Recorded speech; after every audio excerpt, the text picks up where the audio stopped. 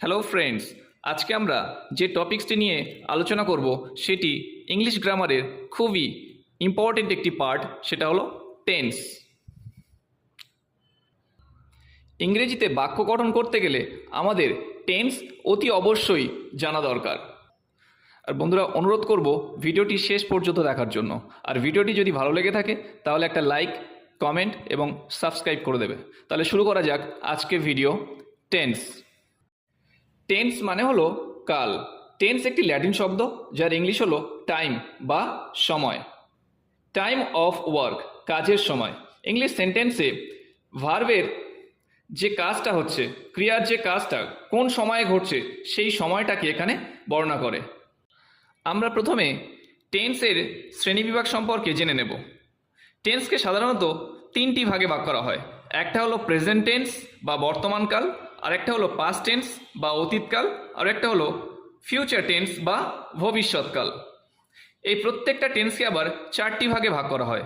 একটা হলো present indefinite, একটা হলো প্রেজেন্ট কন্টিনিউয়াস, আরেকটা হলো প্রেজেন্ট পারফেক্ট, আর 4 নম্বরটা হলো প্রেজেন্ট পারফেক্ট কন্টিনিউয়াস।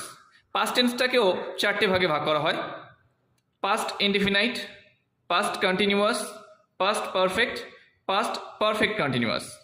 ফিউচারটাকেও চারটে ভাগে ভাগ করা হয়: future indefinite, future continuous, future perfect, future perfect continuous. আজকে আমরা আলোচনা করব প্রেজেন্ট টেন্সটাকে নিয়ে। প্রেজেন্ট টেন্সের চারটে ভাগ নিয়ে: present indefinite, present continuous, present perfect, present perfect continuous. এই কটা আলোচনা করার আগে আমাদেরকে আগে জানতে হবে পার্সন, নাম্বার এবং ভার্ব সম্পর্কে। পার্সন মানে হলো পুরুষ। পার্সন তিন প্রকার: ফার্স্ট পার্সন, সেকেন্ড পার্সন এবং থার্ড পার্সন। ফার্স্ট পার্সন মানে হলো উত্তম পুরুষ, সেকেন্ড পার্সন মানে হলো মধ্যম পুরুষ, থার্ড পার্সন মানে হলো প্রথম পুরুষ। ফার্স্ট পার্সন হলো I, we, second person you, third person he, she, it, they, আর নেম অর্থাৎ কোনো কিছুর নাম বোঝালে সেটাকে আমরা থার্ড পার্সন ধরি। এখানে এই যে সমস্ত শব্দগুলো আমরা দিয়েছি, আই, উই, ইউ, এগুলো সবগুলো বাক্যের সাবজেক্ট হিসেবে ব্যবহার করা হয়। তারপরে চলে আসছি নাম্বার। নাম্বার মানে হলো বচন। নাম্বারকে আমরা দুটো ভাগে ভাগ করি, একটা হলো সিঙ্গুলার নাম্বার, একটা হলো প্লুরাল নাম্বার। যেমন সিঙ্গুলার নাম্বার মানে হলো এক বচন, একটি মাত্র ব্যক্তি বস্তুকে বোঝাবে, যেমন আই, আই মানে আমি, আমি একজনকে বোঝাচ্ছে। প্লুরাল নাম্বার হলো বহু বচন, একের অধিককে বোঝাবে, দুটো হতে পারে বা দুইয়ের বেশি হতে পারে। সেক্ষেত্রে উই, উই মানে আমরা, আমরা বহুজনকে বোঝাচ্ছে। এরপরে আমরা চলে আসবো ভার্ব বা ক্রিয়াপদ, যেটা টেন্সের গুরুত্বপূর্ণ একটা অংশ। এই ভার্ব বা ক্রিয়াপদকে আমরা তিনটে ভাগে ভাগ করি। এই ভার্বের তিনটি রূপ আছে, যেমন প্রেজেন্ট, পাস্ট, পাস্ট পার্টিসিপল। এই তিনটে ফর্ম বা তিনটে রূপকে আমরা প্রেজেন্টটাকে বলছি V1, পাস্টটাকে বলছি V2 এবং পাস্ট পার্টিসিপলটাকে বলছি V3। যেমন কিছু এক্সাম্পল আমরা এখানে দিয়েছি। গো, গো মানে যাওয়া। গো এর তিনটে ফর্ম: গো, ওয়েন্ট, গন। প্রেজেন্টে গো, পাস্টে ওয়েন্ট, পাস্ট পার্টিসিপলে gone. Do, did, done. Eat, ate, eaten. এই সমস্ত ভার্বগুলোর যে পরিবর্তন, যে ফর্ম, যে এক একটা রূপ, এই রূপগুলো আগে আমাদেরকে জানতে হবে। তাহলে বন্ধুরা, এখন শুরু করব আমরা present indefinite tense. Present indefinite tense, যার অর্থ হলো সাধারণ বর্তমান, বা এটাকে আমরা বলতে পারি নিত্য বর্তমান। বর্তমানকালে কোনো কাজ সাধারণত অভ্যাসগত হতে পারে, বা নিয়মিত কোনো কাজ, বা চিরন্তন সত্য, বা অনির্দিষ্ট সময়ে কোনো কাজ ঘটে থাকলে সেটাকে আমরা বলি প্রেজেন্ট ইনডেফিনিট টেন্স। কিছু এক্সাম্পল আমরা দেখে নেব, যেমন আমি যাই, তুমি যাও, সে যায়। কিন্তু এই সাবজেক্ট, এই সেন্টেন্সগুলো গঠন করতে গেলে আমাদের কিছু রুলস ফলো করতে হবে। যেমন প্রেজেন্ট ইনডিফিনিট টেন্সের সেন্টেন্স গঠন করতে গেলে আমাদের একটা স্ট্রাকচার ফলো করতে হবে। সেই স্ট্রাকচারটা হলো, প্রথমে আসবে বাক্যে সাবজেক্ট, তারপর আসবে ভার্ব 1 অর্থাৎ ভার্বের প্রেজেন্ট ফর্ম, তার সাথে এস অথবা ইএস যোগ হবে। এই এস অথবা ইএস কখন যোগ হবে না, সাবজেক্ট থার্ড পারসন সিঙ্গুলার হলে, subject third person singular number হলে ভার্বের শেষে এস অথবা ইএস যোগ হয়। এই রুলসটা আমাদেরকে মনে রাখতে হবে। এখন আমরা বাক্যগুলো গঠন করার চেষ্টা করব। যেমন আমি যাই, এটা প্রেজেন্ট টেন্সের কোনো অনির্দিষ্ট সময় ধরে একটা কাজ হচ্ছে, অনির্দিষ্ট সময়, সেজন্য আমরা এটাকে বলবো আই গো। যেমন আই হলো সাবজেক্ট এবং ভার হলো গো মানে যাই, গো মানে যাওয়া, তাই আমি যাই আই গো ভার্বের প্রেজেন্ট ফর্ম হলো। তুমি যাও, সাবজেক্ট হলো ইউ আর ভার্ব হলো গো, ইউ গো, তুমি যাও। সে যায়, হি গোজ। এখানে ইএস কেন যোগ হলো? যেহেতু আমরা রুলসে বলেছি subject third person singular number হলে ভার্বের শেষে এস অথবা ইএস যোগ হবে। হিটা সাবজেক্ট, আর এই হিটা সাবজেক্ট থার্ড পারসন হওয়ার কারণে এবং সিঙ্গুলার নাম্বার এক বচন হওয়ার কারণে এখানে ইএস যোগ হয়েছে, হি গোজ। এই বাক্যগুলোকে আমরা আরও বড় বড় করে ব্যবহার করতে পারতাম, যেমন আমি বিদ্যালয়ে যাই এরকম বলতে পারতাম, আমি বাজারে যাই, তুমি স্কুলে যাও, এরকম হতে পারতো। কিন্তু আমরা খুব সহজে বোঝানোর কারণে মেন ভার্বটাকে নিয়ে আলোচনা করার কারণে আমরা এখানে ছোট করে ব্যবহার করেছি। যেমন আমি বাজারে যাই যদি বলতাম তাহলে আই গো টু মার্কেট, কিন্তু আমরা এখানে খুব সহজে ছোট করে বোঝানোর কারণে ছোট ছোট বাক্য ব্যবহার করেছি। এরপরে আমরা চলে আসছি প্রেজেন্ট কন্টিনিউয়াস টেন্স, বা যাকে আমরা বলছি ঘটমান বর্তমান। বর্তমানকালে কোনো একটা কাজ ঘটে চলেছে এমন বোঝালে সেই টেন্সটাকে আমরা বলি প্রেজেন্ট কন্টিনিউয়াস টেন্স। এই প্রেজেন্ট কন্টিনিউয়াস টেন্সের যে স্ট্রাকচারটা আমরা ফলো করব সেটা হলো সাবজেক্টের পরে এম, ইজ অথবা আর এর যে কোনো একটা ব্যবহার করা হবে, সেটা সাবজেক্ট অনুযায়ী। তারপরে আসছে কি ভার্বের প্রেজেন্ট ফর্ম এবং তার সাথে যোগ হবে আইএনজি। যেমন আমি যাচ্ছি মানে আমার যাওয়া কাজটা চলছে, তুমি যাচ্ছ, সে যাচ্ছে, এই যে কাজগুলো চলছে, যাচ্ছে একটা কাজ, এই যাওয়া একটা কাজ, এই কাজটা চলছে বোঝাচ্ছে। এখানে আমরা দেখে নেব ক্রিয়ার শেষে তেছি, তেছো, তেছে বা ছি, ছ, ছে যুক্ত থাকে। যেমন এখানে যাচ্ছি, এই ছি যুক্ত আছে, যাচ্ছ, ছ যুক্ত আছে, যাচ্ছে, ছে যুক্ত আছে। আর এম ইজ আর, এই এম ইজ আর কোথায় কোথায় ব্যবহার করব আমরা এখানে রুলসটা দেখে নেব। আই এর পরে একমাত্র আই এর পরে এম বসে, প্রেজেন্ট টেন্সে আই এর পরে একমাত্র এম বসে। Subject third person singular number হলে ইজ, আর বাকি সব জায়গায় আর বসে। সাবজেক্ট যদি থার্ড পারসন সিঙ্গুলার নাম্বার হয় তাহলে আমরা ইজ বসাবো। এবার আমরা সেন্টেন্সগুলোতে চলে আসি। আমি যাচ্ছি, আই এম গোয়িং, আয়ের পরে এম ব্যবহার করলাম, আয়ের পরে এম ব্যবহার করলাম।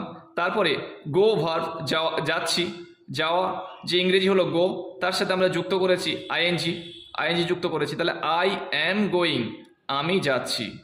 নেক্সট তুমি যাচ্ছ, এখানে তুমিটা হলো ইউ সাবজেক্ট, তারপরে চলে আসছে আর কোথায় ব্যবহার করে বলেছি, সাবজেক্ট আই এর পরে এম বসে, subject third person singular number হলে ইজ বসে, বাকি সব জায়গায় আর বসে। যেহেতু এটা সেকেন্ড পারসন সেজন্য এখানে আর ব্যবহার করা হয়েছে। আগে আমাদেরকে অ্যামিজারের ব্যবহারটা জানতে হবে। ইউ আর গোয়িং ভার্বের সঙ্গে শেষে আইএনজি যুক্ত হয়েছে। তুমি যাচ্ছ, ইউ আর গোয়িং। সে যাচ্ছে, he is going, he third person singular number সেজন্য আমরা ইজ ব্যবহার করেছি, আর ভার্বের শেষে আইন যুক্ত করি, হি ইজ গোয়িং। এখন আমরা আলোচনা করব প্রেজেন্ট পারফেক্ট টেন্স নিয়ে, অর্থাৎ যেটাকে আমরা বাংলায় বলছি পুরা ঘটিত বর্তমান। বর্তমানকালে কোনো একটা কাজ সম্পূর্ণ ঘটে গেছে, বা যে কাজটা সবেমাত্র ঘটে গেছে বা শেষ হয়েছে এমন বোঝালে সেই টেন্সটাকে আমরা বলছি প্রেজেন্ট পারফেক্ট টেন্স। এই টেন্সে বাক্য গঠন করতে গেলে আমরা যে স্ট্রাকচারটা ফলো করতে হবে সেই স্ট্রাকচারে থাকবে প্রথমে হবে সাবজেক্ট, তারপরে হ্যাভ অথবা হ্যাজ যে কোনো একটা বসবে, সেটা সাবজেক্ট অনুযায়ী। তারপর হবে ভার্বের থার্ড ফর্ম অর্থাৎ পাস্ট পার্টিসিপেল ফর্ম। আমরা একটা রুলস দেখে নেব। এই টেন্সে ক্রিয়ার শেষে ইয়াছি, ইয়াছো, ইয়াছে বা ইয়েছি, এছো, ইয়েছে যুক্ত থাকে। আর subject third person singular number হলে হ্যাজ বসে, বাকি সব জায়গায় হ্যাভ ব্যবহার করা হয়। তাহলে আমরা বাক্যগুলো দেখে নেব। আমি গিয়েছি, সাবজেক্ট হলো আই, তারপরে হ্যাজ হ্যাভের যে কোনো একটা বসবে, আই এর পরে হ্যাভ বসে। থার্ড পারসন সিঙ্গুলার নাম্বার হলে হ্যাজ, বাকি সব জায়গায় হ্যাভ বসে, তাহলে আই এর পরে কি বসবে, হ্যাভ। আমি গিয়েছি, আই হ্যাভ গন, গো এর থার্ড ফর্ম হলো গন, আই হ্যাভ গন। তুমি গিয়েছো, ইউ হ্যাভ গন। সে গিয়েছে, সরি এখানে যাচ্ছে হবে না, এটা হবে গিয়েছে। সে গিয়েছে, হি হ্যাজ গন। হ্যাজ কেন হলো? যেহেতু আমরা এখানে বলেছি third person subject third person singular number হলে হ্যাজ বসে, সেই জন্য হি যেহেতু থার্ড পার্সন সিঙ্গুলার নাম্বার সেই জন্য এখানে হ্যাজ ব্যবহার করা হয়েছে। সে গিয়েছে, হি হ্যাজ গন, মানে তার যাওয়া কাজটা সম্পূর্ণ হয়েছে। এখন আমরা দেখে নেব প্রেজেন্ট পারফেক্ট কন্টিনিউয়াস টেন্স, যেটাকে আমরা বাংলায় বলছি পুরা ঘটমান বর্তমান। যে কাজটা বর্তমানকালে ঘটছে, আগে থেকে শুরু হয়েছে এবং এখনও সেই কাজটা চলছে, ভবিষ্যতে চলতেও পারে। অর্থাৎ কোনো কাজ অতীতে শুরু হয়েছে এবং বর্তমানে চলছে এবং ভবিষ্যতে চলতেও পারে, এমন বোঝালে সেই টেন্সটাকে আমরা বলছি প্রেজেন্ট পারফেক্ট কন্টিনিউয়াস টেন্স। এই টেন্সের যে স্ট্রাকচারটা আমরা ফলো করব, প্রথমে আসবে সাবজেক্ট, তারপরে হ্যাজ হ্যাভ, তারপরে যুক্ত তার সাথে আসবে বিন, তারপর ভার্বের ফার্স্ট ফর্ম যুক্ত হবে, ফার্স্ট ফর্ম আসবে এবং তার সাথে যুক্ত হবে আইএনজি, অর্থাৎ ভার্বের সঙ্গে আইএনজি যুক্ত হবে। এরপরে আমরা অবজেক্ট থাকলে অবজেক্টটাকে ব্যবহার করব, তারপরে আসবে সিন্স অথবা ফর, সিন্স অথবা ফর, তারপরে আসবে টাইম, মানে যে কাজটা পরে একটা কাজ ঘটবে সেই কাজের সময়টাকে আমরা বোঝাবো, সেটা সেন্টেন্স আমরা গঠন করার সময় এই টাইমটা নিয়ে আলোচনা করব। তাহলে প্রথম সেন্টেন্সটা আছে এখানে, আমি 3 দিন ধরে কাজটি করছি, মানে 3 দিন আগে কাজটা শুরু হয়েছে, এখনও কাজটি চলছে, ভবিষ্যতে চলতেও পারে। সেজন্য আমরা প্রথমে কি করব, আমি 3 দিন ধরে কাজটি করছি, এখানে আমিটা হলো সাবজেক্ট আর এই কাজ করছি এটা হলো ভার্ব। তাহলে আই এর সাবজেক্ট হলো আই, তারপরে হ্যাজ অথবা হ্যাভ বসবে, তাহলে আই এর পরে হ্যাভ বসবে, তারপরে আসবে বিন, তারপরে আসবে ভার্বের সঙ্গে আইএনজি যুক্ত হবে। I have been doing, do মানে করা, I have been doing the work, কাজটি যেহেতু এখানে বলেছে I have been doing the work for 3 days। এখানে ফর কেন ব্যবহার করলাম? রুলসটা হলো নির্দিষ্ট কোনো সময় বোঝালে সিন্স এবং অনির্দিষ্ট সময় বোঝালে ফর বসবে, অনির্দিষ্ট সময় বোঝালে ফর বসবে। সিন্স শুধুমাত্র টাইম, একটা নির্দিষ্ট সময়, ডে অথবা কোনো বারের নাম বোঝালে, আর ডেট অথবা তারিখ বোঝালে সেক্ষেত্রে আমরা সিন্স ব্যবহার করি।